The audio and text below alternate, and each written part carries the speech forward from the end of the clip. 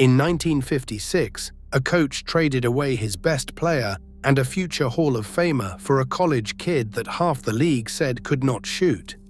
The New York Daily News called him the NBA's great unknown.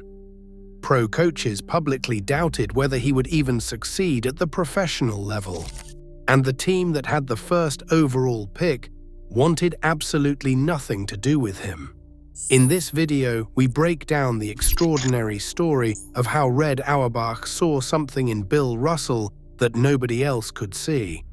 A vision so radical, so completely against the grain of how basketball was understood in the 1950s, that it took 11 championship rings and an entirely new philosophy of the sport before the rest of the world finally caught up. But before we get to the rings, you need to understand just how insane this gamble actually was.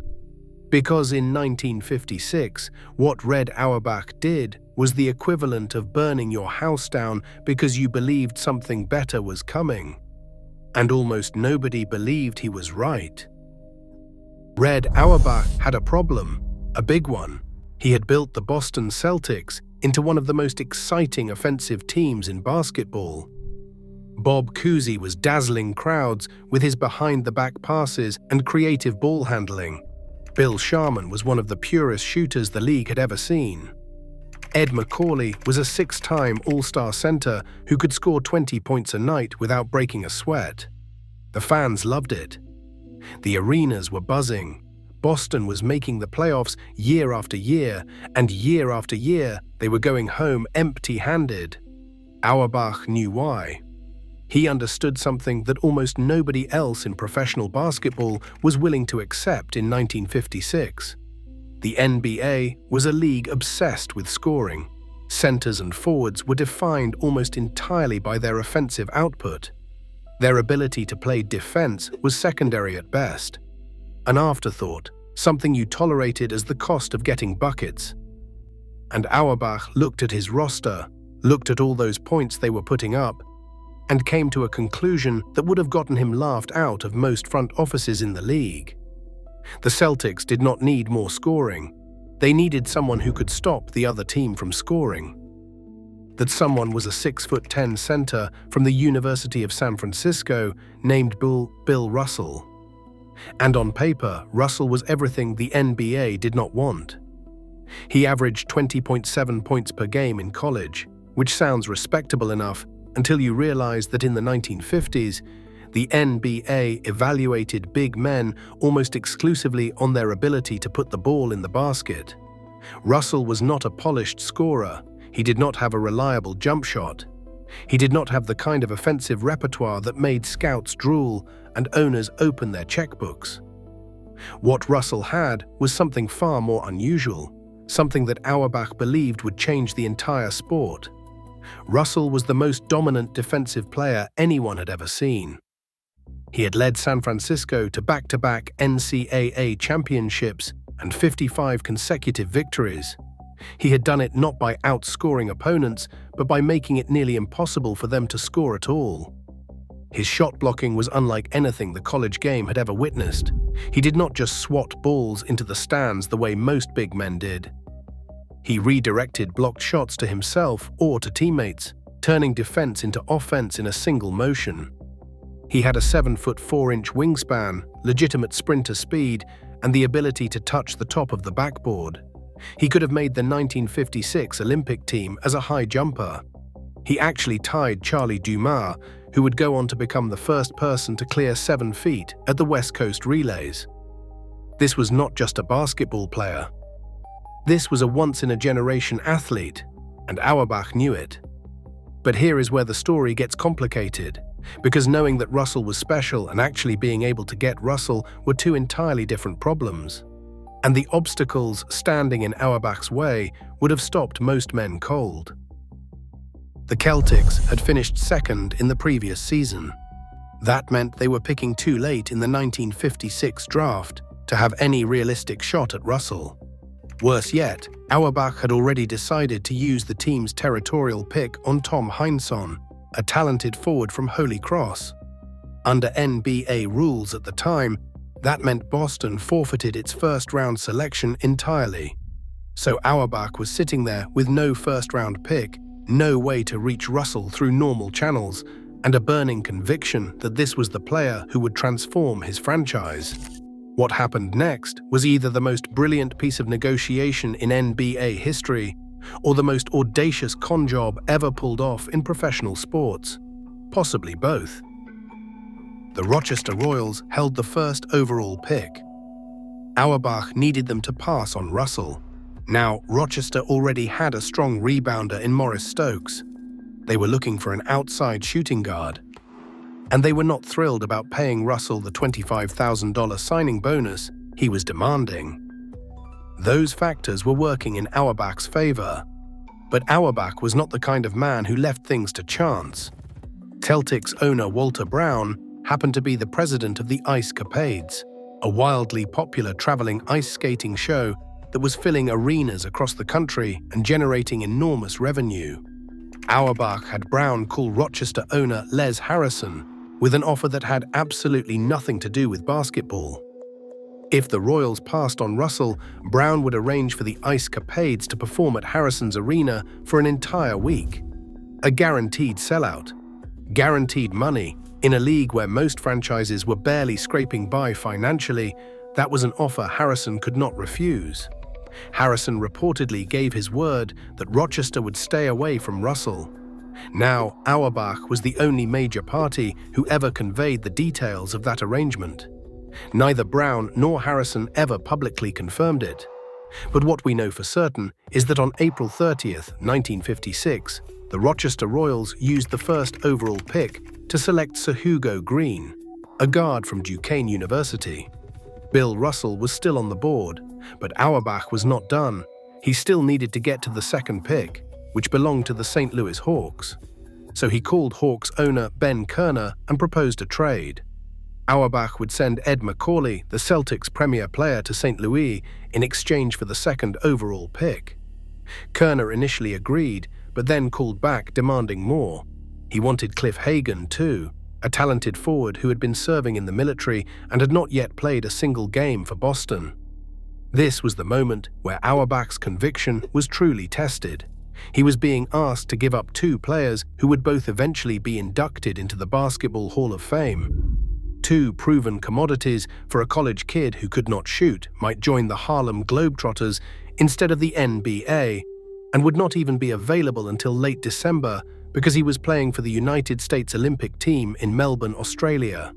Auerbach agreed to the deal. The reaction was immediate, and it was not kind. The Boston Globe was cautiously optimistic, running the headline, "Celtics get Bill Russell in draft trade deal." But in New York, the Daily News was far less charitable. Their headline called Russell the NBA's great unknown. A United Press story from draft day spelled out exactly why the basketball world was skeptical.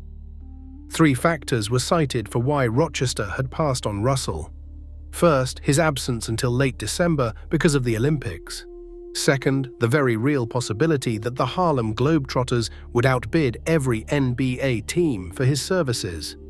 And third, and this is the one that really mattered, doubt among some pro coaches that Russell would star in the pro game as he did in college. That last point deserves to sit with you for a moment. Professional basketball coaches looked at a man who had just won 2 consecutive national championships and 55 straight games and concluded that he probably would not be very good in their league, because he could not score the way they wanted him to score, because defense was not something they valued enough to build a franchise around. Red Auerbach did not care what they thought. He had made his bet. And now everything was riding on a 22-year-old kid who would not even arrive in Boston for another 8 months.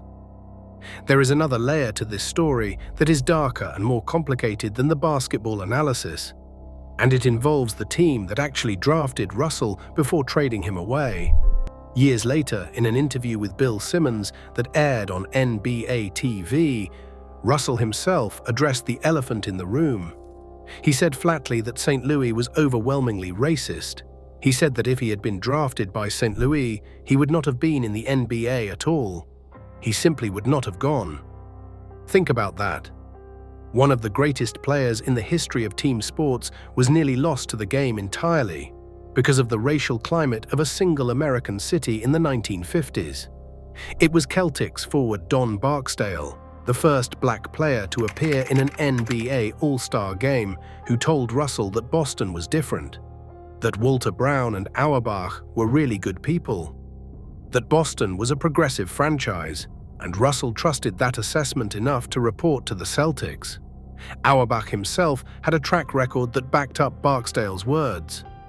In 1950, 6 years before the Russell trade, Auerbach had drafted Chuck Cooper, making Cooper the first African-American player ever selected in an NBA draft. Auerbach did not view it as a statement. He viewed it as common sense. Cooper could play basketball. That was all that mattered, but even with Russell in the fold, the doubters were not going anywhere. They wanted to see this supposed defensive genius prove he could handle the professional game. And Russell was not going to make it easy on them. He did not arrive in Boston until late December 1956, months after the season had already started. The Celtics had raced out to a 13-3 record without him. The team was winning, the chemistry was good. And now here comes this rookie who everybody says cannot shoot, joining a team in mid-season and expecting to walk into the starting lineup. What happened next made a mockery of every single doubt that had been expressed about Bill Russell. In 48 games, playing less than a full season, Russell averaged 19.6 rebounds per game. That was the best rebounding average in the entire league.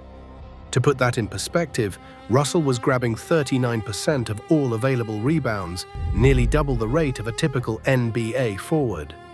He was also scoring 14.7 points per game, which was perfectly respectable for a center whose primary value was supposed to be on the other end of the floor.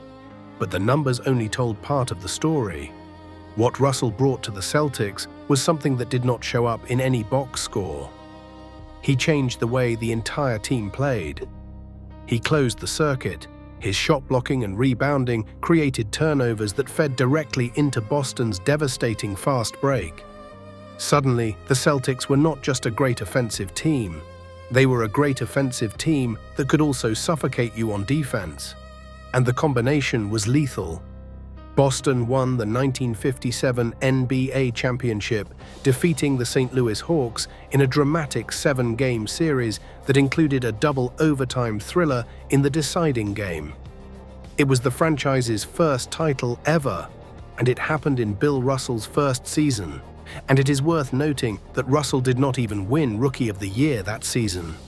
That honor went to his own teammate, Tom Heinsohn, who had played the entire season while Russell only appeared in 48 games because of the Olympics.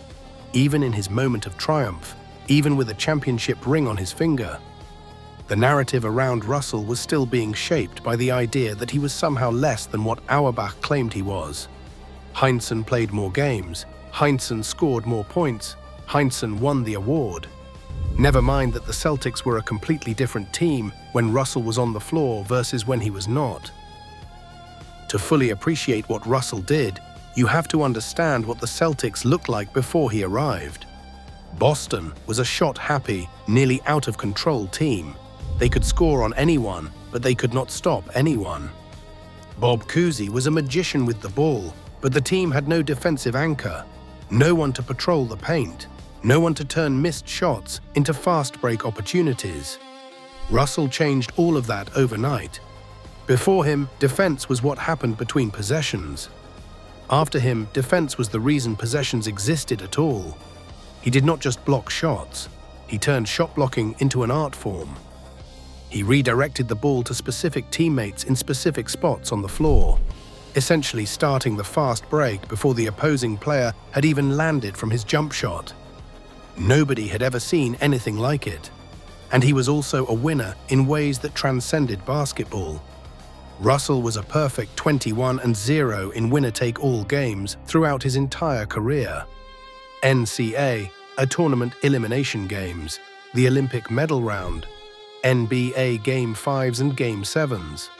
21 times he faced a game where the season ended if he lost. 21 times he won. That is not luck. That is not coincidence. That is something else entirely. Red Auerbach had been right, but the basketball world was not ready to admit it. Not yet. Here is where the story takes a turn that is almost impossible to believe in hindsight. Because even as Russell was helping the Celtics win championships, even as the evidence was piling up that Auerbach had pulled off one of the greatest roster moves in sports history, the establishment still refused to fully validate what Russell was doing. The proof is right there in the record books. In the 1957 to 1958 season, Russell was voted the NBA Most Valuable Player. The players in the league, the men who actually had to compete against him night after night, looked at Russell and said, yes, this man is the most valuable player in basketball. But the writers who voted for the All-NBA teams told a different story. They put Russell on the second team. Not the first team, second. And this was not a one-time snub. During the 5 seasons that Russell won the Most Valuable Player award, he made the All-NBA first team only twice. 5 times the players said he was the most valuable player in the entire sport. And 3 of those 5 times, the writers essentially said no, he is not even the best at his position. The disconnect was extraordinary. And it revealed something fundamental about how basketball was understood at the time. The players knew. They played against Russell. They felt what he did to their offenses. They watched their shots get swallowed by that 7'4" wingspan. They saw their rebounding numbers evaporate every time they shared a court with him. The players understood that Russell was doing something revolutionary, something that transcended statistics. But the writers still valued scoring above everything else. They looked at the box scores and saw centers who put up bigger numbers on offense and concluded that those players must be better. They could not quantify what Russell was doing because the tools to measure defensive impact simply did not exist yet. And so they kept putting him on the second team, while the men who actually played the game kept voting him the most valuable player. It was the ultimate validation of Auerbach's original thesis. The basketball establishment still did not understand what defense could do. The players did, and Auerbach had understood it before any of them. And here is a detail that perfectly illustrates the salary dynamics at play. When Wilt Chamberlain became the first NBA player to earn $100,000 in annual salary in 1965, Russell went straight to Auerbach and demanded $100,001. Not because he needed the extra dollar, because he needed to know, and he needed everyone else to know, that the Celtics valued him at least as much as any other player in the league. Auerbach immediately agreed. No argument, no negotiation, he just said yes, because Auerbach knew exactly what he had. But money was the least of the debates swirling around Russell, because a few years earlier, the NBA had gotten its most dominant offensive force since the invention of the sport. Chamberlain stood 7'1". He weighed 275 pounds of pure muscle. He was faster than any big man had a right to be, and he could score from anywhere on the court with a variety of moves that made defenders look foolish. In his rookie season, Chamberlain averaged 37.6 points per game. The following year, he averaged 50. The year after that, he scored 100 in a single game. And suddenly, the entire basketball world had a new argument. Chamberlain or Russell, Wilt or Bill, offense or defense. And the conventional wisdom, the same conventional wisdom that had doubted Russell since draft day, leaned heavily toward Chamberlain. It made sense on the surface. Chamberlain was putting up numbers that defied belief. Russell was averaging 15 points a game and playing defense that was invisible to anyone who was not actually on the court. How could the guy who scored 15 points be better than the guy who scored 50? Auerbach had an answer to that question, and it was the same answer he had given in 1956. He said that if you asked all the players in that era who they would rather have, Russell or Chamberlain, they would all pick Russell. Every single one of them. He said Chamberlain never joined the team. It was the other way around for Russell, meaning that Wilt expected his teammates to adapt to him, while Russell adapted himself to whatever his team needed. He said Chamberlain operated under 2 sets of standards, one for himself and one for everyone else. while Russell only operated under one standard: winning. The scoreboard backed Auerbach up in the most emphatic way possible. From 1959 to 1966, the Celtics won 8 consecutive NBA championships, 8 in a row, the longest championship streak in the history of North American professional sports. And throughout that run, Russell's teams kept eliminating Chamberlain's teams in the playoffs. Over and over and over again. In 10 years of direct competition, Chamberlain's teams beat Russell's teams in a playoff series exactly once. Just once. In a full decade. Chamberlain always blamed the supporting cast. He said Russell had better teammates. Auerbach dismissed that argument entirely. He pointed out that Wilt's teams made the playoffs in 13 of his 14 seasons and had the best record in the league 4 times. If the supporting cast was the problem, it was a problem that followed Chamberlain everywhere he went. And yet the debate persisted. The media kept propping up Chamberlain because his numbers were more spectacular. The writers kept putting Wilt on the first team because he scored more points.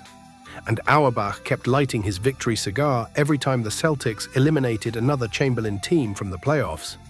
And if you want one more piece of proof that Auerbach was right, consider this.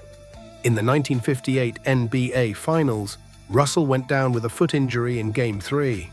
He only returned for Game 6, and the Celtics lost the series to the St. Louis Hawks. It was the only finals loss of Russell's entire career. The one time the Celtics did not have Russell healthy for a full playoff series, they lost. The one time the experiment ran without its central ingredient, it failed. Auerbach did not need to say a word. The evidence spoke for itself. Nobody believed Red Auerbach when he said defense wins championships and Bill Russell was the most valuable player in basketball. The players believed it. The championship banners proved it. But the establishment could not let go of the idea that the guy with the bigger numbers must be the better player. And then Auerbach made a second bet that was even more audacious than the first. By the end of the 1965 to 1966 season, Auerbach was done coaching. 9 championships in 10 years had taken their toll. The travel, the grind, the constant pressure. He was 48 years old and ready to move to the front office. But he needed a successor. And the search for that successor became another chapter in the story of Red Auerbach, seeing something that nobody else could see. He approached Bob Cousy first. Cousy was happy coaching at Boston College. He approached Frank Ramsey. Ramsey was running a bank and raising a family in Kentucky. He approached Tom Heinsohn, and Heinsohn, who had spent years playing alongside Russell, said something that changed everything. He told Auerbach that coaching Bill Russell would be an enormous challenge for anyone, that perhaps the best move was to ask Russell himself to accept the role of player-coach. Think about what was being proposed here. In 1966, no black man had ever been the head coach of a major professional sports team in the United States. Not in the NBA, not in the NFL, not in Major League Baseball, not in the NHL, nobody, ever. And Auerbach was about to hand the keys to one of the most successful franchises in sports history to a black man in an era when the civil rights movement was still fighting for basic human dignity. When Auerbach finally asked Russell to take the job, Russell initially refused. He had watched coaching take its toll on Auerbach and wanted no part of it. But then he learned that Auerbach was seriously considering hiring someone from outside the Celtics family. And Russell decided that if anyone was going to coach Bill Russell, it had better be Bill Russell. On April 18, 1966, it was announced publicly. Bill Russell would become the player coach of the Boston Celtics. The first black head coach in the history of major American professional sports. Russell later wrote that when he took the job, he did not even realize the historical significance of what was happening. It was not until Boston reporters informed him that it even crossed his mind. He said that he was not offered the job because he was a black man. He was offered it because Red figured he could do it. Auerbach put it even more bluntly. He said that when he retired, he knew there was no better man to coach Russell than Russell himself. He said the job was given strictly on merit. That Russell being black or white was never thought of, hinted at, or discussed. But the rest of the world was not so enlightened. And once again, the doubters came crawling out of the woodwork. Russell himself documented the backlash. He wrote that when he took the job, one reporter wrote 7 separate articles focusing on why he should not be coaching the Celtics. 7 articles from one reporter, all arguing that this was a mistake, that the greatest winner in the history of professional basketball was somehow unqualified to lead the team he had carried for a decade. The skepticism that accompanied his hiring was relentless, and once again, Red Auerbach had made a decision that almost nobody else supported. You already know what happened next. In Russell's first season as player-coach, the Philadelphia 76ers, led by Chamberlain, finally broke through. They posted what many consider the greatest regular season in NBA history to that point and ended Boston's streak of 8 consecutive titles. The critics pounced. They said Russell could not coach. They said the experiment had failed. They said Auerbach had made a mistake. But Russell was not finished, not even close.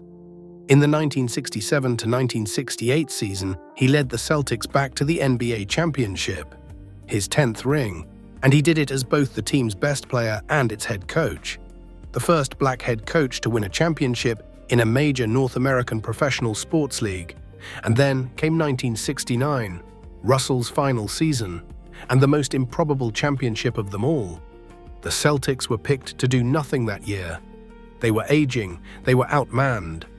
The roster was a shadow of the Dynasty teams from earlier in the decade.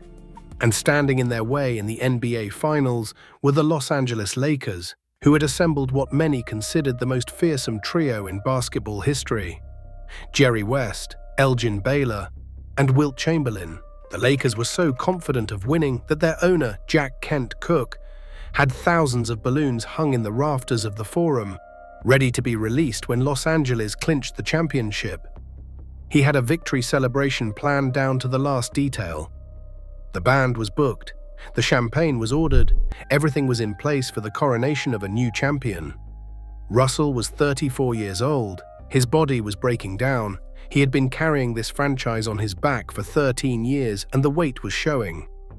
And yet he still averaged 19.3 rebounds per game in the playoffs that year, still anchored the defense, still refused to let the dynasty end on anyone's terms but his own.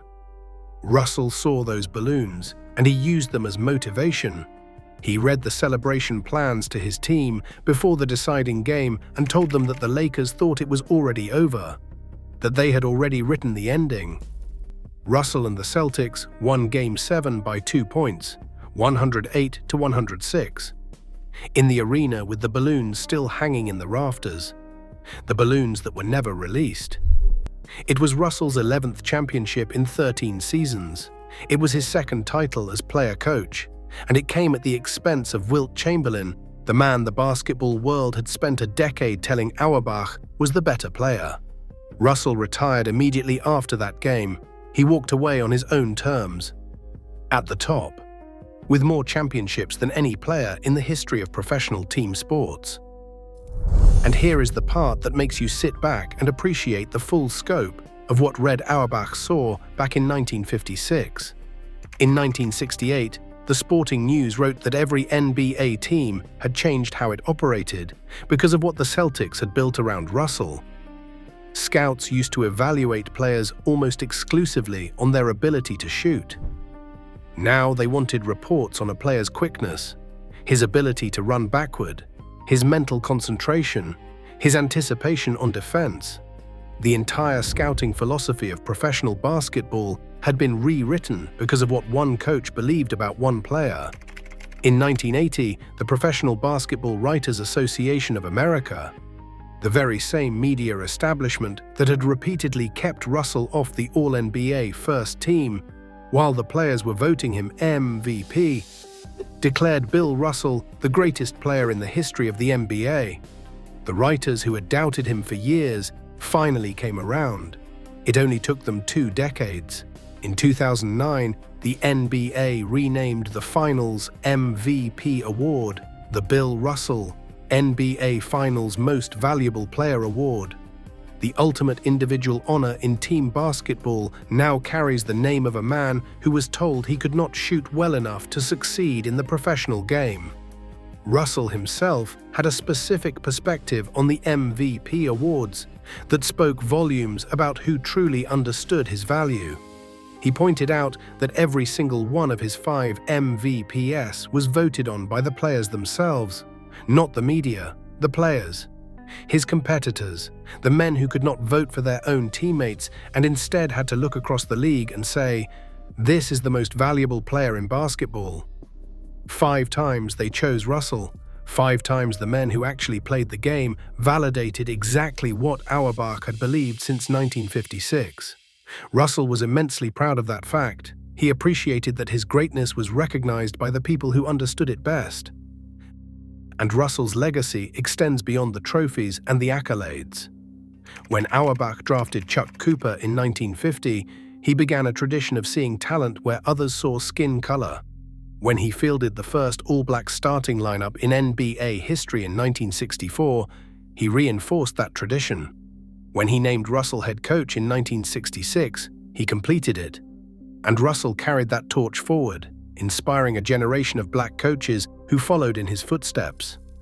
What Red Auerbach understood, what he saw before anyone else could see it, was not just that Bill Russell was a great basketball player. He understood that the entire sport had been looking at itself wrong. That defense was not secondary to offense, that winning was not about individual statistics, that leadership had nothing to do with the color of your skin, and that the greatest player in the world might be the one whose impact could not be captured in a box score. Every team that has ever won a championship with defense as its foundation owes a debt to Red Auerbach and the bet he made in 1956. Every defensive player who has ever been properly valued owes a debt to the man who proved that stopping the ball could matter more than scoring it. Every coach who prioritizes team play over individual brilliance is building on the philosophy that Auerbach and Russell established together across 13 extraordinary seasons. The New York Daily News called him the Great Unknown. Pro coaches doubted whether he would succeed. The team with the first pick would not even take him. The writers kept putting him on the second team. One reporter wrote 7 articles about why he should not be coaching. And through all of it, through every single doubt and dismissal and snub, Red Auerbach never wavered. He never second-guessed himself. He never looked at the criticism and wondered if maybe they were right. He knew what he had, he knew what Bill Russell was going to become, and he staked everything on that knowledge. 11 championships, 5 Most Valuable Player awards. The first black head coach, the greatest dynasty in the history of professional basketball, and it all started because one man looked at a kid who could not shoot and saw the future of the sport. Red Auerbach was right about Bill Russell. He was right from the very first day. And by the time the rest of the world figured it out, the conversation was already over. Like and subscribe for more basketball history documentaries. Until next time.